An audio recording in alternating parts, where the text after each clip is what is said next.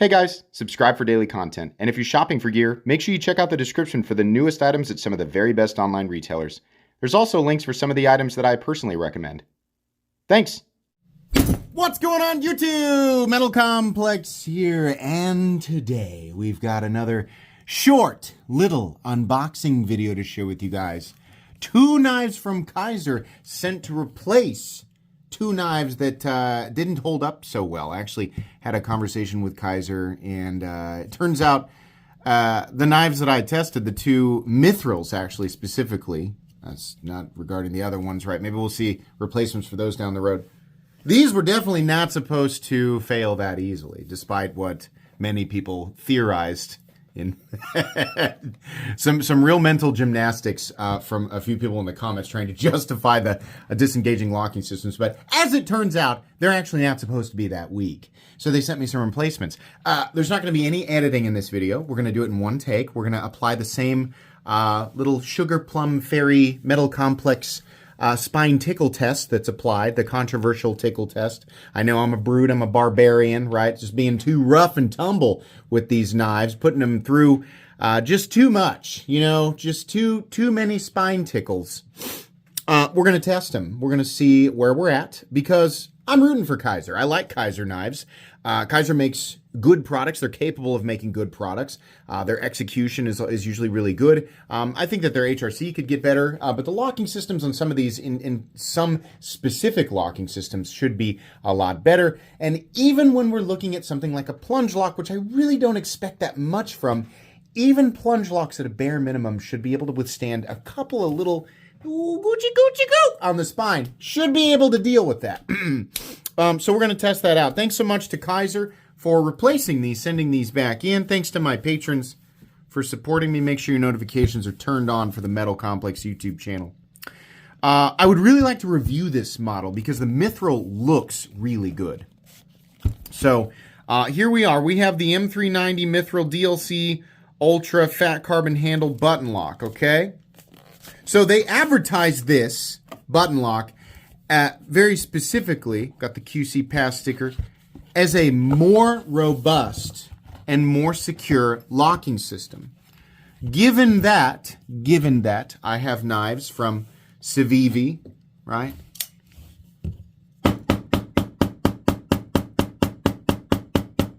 See how it's on the nose there? Okay, this is a regular button lock from Civivi, regular, right? What I did there is nothing. It's not very substantial. It's hardly anything. It is the lightest. I mean, I'm not even up to about medium. I'm barely swinging it. A button lock should be able to withstand that. Civivi makes regular, not advertised as ultra robust or super mega ultra ninja level 9000. No, just regular. We stand up to that, right?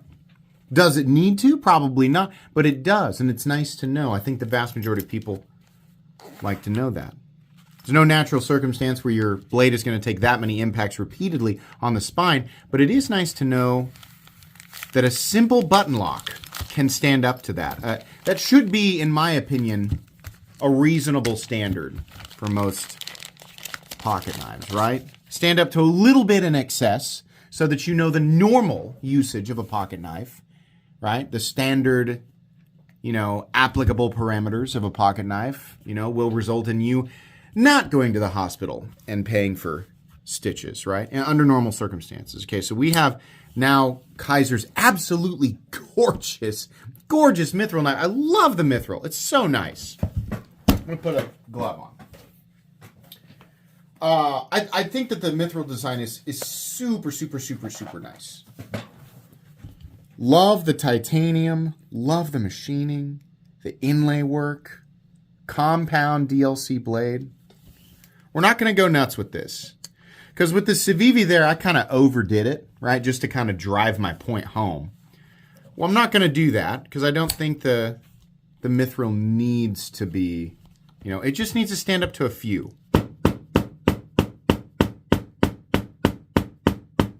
Okay, I started light, then got heavier, started here, and went out to the tip. This one's good. Good! We need to make all of them like this. This exact same amount of force last time disengaged the Mithril. So hopefully, I mean, it sounds to me like this is, my previous tests showcased a standard of quality that Kizer was not okay with.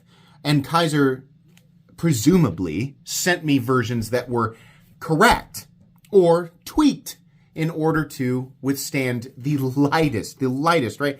The testing that is done, and believe me, this is true. The testing that's done on locking systems, what's normally done with locking systems, various locking systems, before they actually reach production level, is far more extensive and in many cases, far more abusive than what I'm doing here with this stupid table, right? It's not, what I'm doing here is nothing. Right, so the normal tests that get to the point where, okay, this new locking system or this locking system we've done before, this is ready now to go into production. Many of these, there's so many different types of tests that are done, especially when a company is experimenting with a new locking system, and the level of abuse by the majority of the community standards, right? The majority of the community would say, yeah, this would be abusive.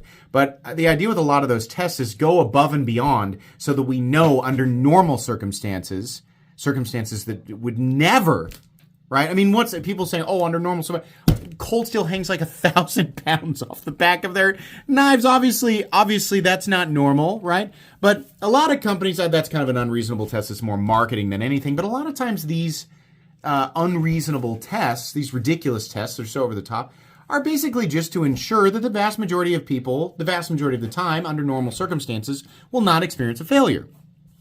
My little tappy tappy tap tap test, my little tap dance, little sugar plum fairy little test is nothing. It's literally nothing. I'm doing nothing.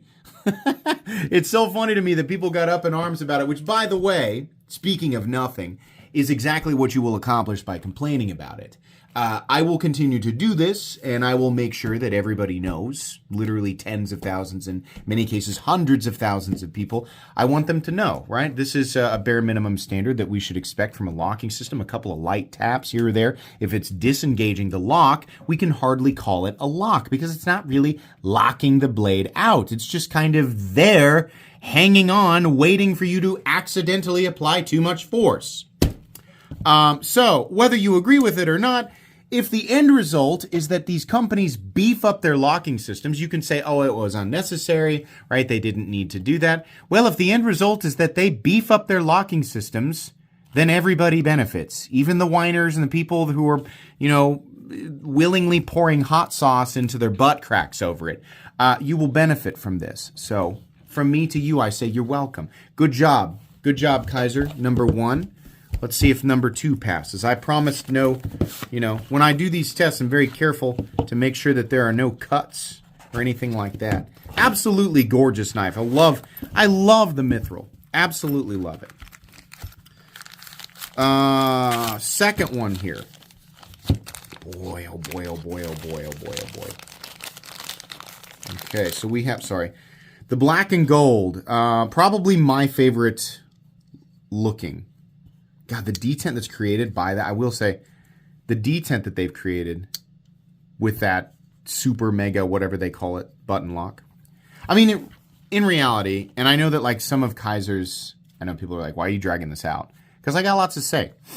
Kizer's button operated top liner lock / compression lock, which should be better, also on some knives, failed my super minimal nothing pillow fight test, right? Sorry, I'm trying to deploy it really hard to make sure it engages. These probably should be, instead of plunge locks, they should be upgraded, in my opinion, to a more reliable locking system at its base, right, which is the compression lock. And that compression lock through Kizer should be looked at so that it has the proper lock face geometry and the proper tension, the lock bar tension holding it in place, because it should be a better, more reliable locking system. Okay, this one's out. We're going to give it a few taps.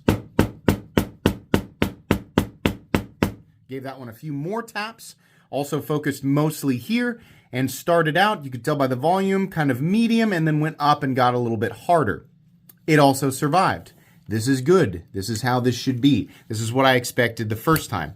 Now, there's a couple of things that could be happening here. Number 1, the first 2 they sent me were truly goof-ups. It was just purely coincidental. And I'm trying to figure this, I'm trying to give you guys a couple of, paths to take here. Because the reality of it is, from my end, I'm just opening these things up and applying the same types of tests, right? I have no additional insight. It's possible that they sent me 2 goof-ups, and these were like absolutely lower than Kizer standard quality, and I just happened to get 2 that both sucked. I find that unlikely, but technically possible. I think it's much more likely that Kizer went through, tested a few of these, found some that they knew to be up to their standards, sent me those, and then maybe moving forward, they tweak things a little bit. Either way, I think it's a good idea that Kizer and other companies, you've got a few additional little tests that you do here. Should these things stand up to, the impact force of Babe Ruth swinging a baseball bat into a solid surface? Obviously not. We have some people who think that that should be the standard, and I think that those people are incorrect and also very unintelligent. But there's a lot of people out there saying that about me because of the way that I do this test, and that's fine. The difference is that I think that I'm right and nobody can tell me otherwise. So it's going to continue like this with this light, incredibly minimal standard. Unbelievably. It is the easiest. Imagine if I was running a high jump station and I'm like, here's the bar you got to get over. I'm a couple inches off the ground. I might as well be on the ground. And what we have are people complaining that when they have to lift their leg up to get their foot over the bar, sometimes they trip on it and owie. Their toe gets an owie and they fall and they trip. No, I couldn't get up on the pad. That's the equivalent of people complaining about the test that I'm doing here. The bar is so freaking low. It's ridiculous, right? Are we really going to give companies this type of pass? As people saying that the test that I'm doing is unfair, right? Are we really going to give these companies a pass for locking systems that take so little to disengage? And again, the incessant arguments of there's no natural circumstances where you're going to repeatedly impact the spine, you should be resetting the lock. I say hoopla, nonsense. That's buffoonery. If it takes a couple little tiny taps to disengage the lock, it's just you willingly accepting something that is that much more likely to accidentally disengage and hurt you. No. You might as well go, I don't necessarily agree with the testing and the method's not really consistent or ultra scientific, but I suppose if we get stronger locking systems and more reliable locking systems out of it, even if I don't personally feel like I need that excess strength, then okay. That's what should be the mindset here is, I want to improve it. I want this to be better. I want these things to be safer going into the hands of people, right? And for people who don't like the way that I'm presenting this, fine.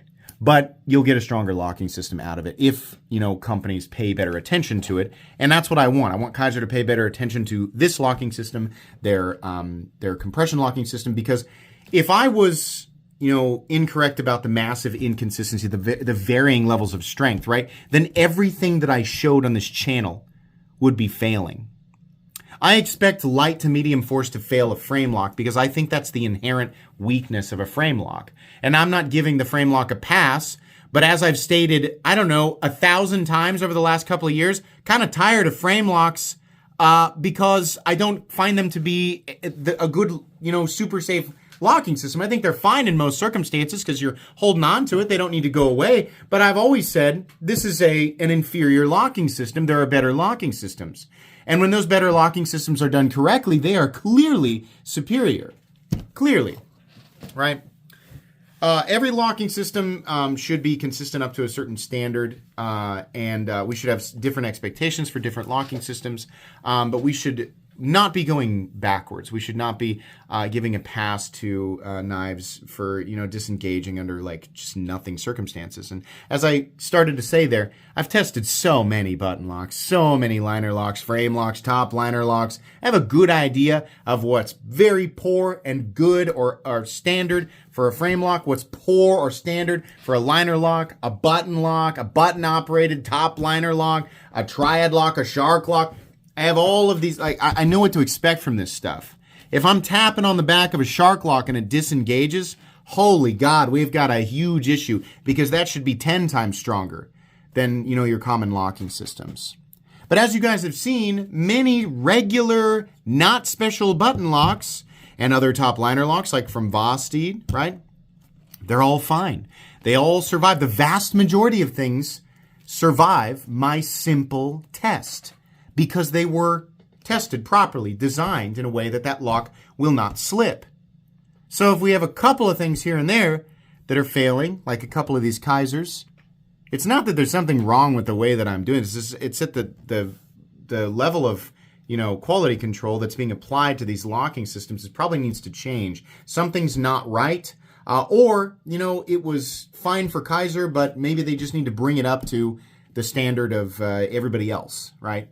So there's nothing that I can say that's going to change people's minds. And I think that people are free to disagree with me or even yell and scream and cry, right? If you have enough emotional energy to invest in this, so you want to do that, scream and cry about it, you can totally do that. But one thing is for certain, I'm just going to keep doing this. I'm going to make sure that everybody knows. I'll be as loud as I possibly can. The end result is that I'll be about a million times louder than anybody who doesn't like the way that I'm doing this. And that's fine, but that's how it's going to be. So thank you to Kizer for sending these replacements. It's very clear to me that you guys want your knives to not disengage with minimal force, and that's good. It means that that Kizer cares, and they care about the people who end up with their knives and actually use them, actually take them out and use them. I think that's good. So thumbs up to Kizer. That's going to be it from me today. Thanks so much to Kizer for sending these back in. Thanks to my patrons, etc. These will be linked down in the description if you guys want to check them out. Please make sure to follow me on Instagram at metal_complex. If you enjoyed this video, leave a like. If you'd like to check out my other content, I do, of course, have lots of videos of knives that are either expensive or inexpensive that I do or don't like, so check those out. And if you enjoy all my content, go ahead and click on that Metal Complex logo right there and subscribe because there's definitely more coming. Thanks again for watching, everybody, and have a great day.